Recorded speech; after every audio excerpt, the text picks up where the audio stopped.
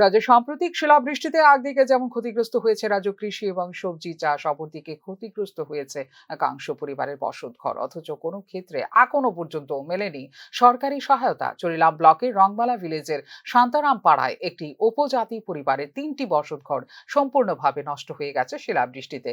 বসতঘরগুলো tin দ্বারা নির্মাণ হওয়ার কারণে শিলাবৃষ্টিতে ফুটো হয়ে যায় ঘরের উপরের সম্পূর্ণ অংশ।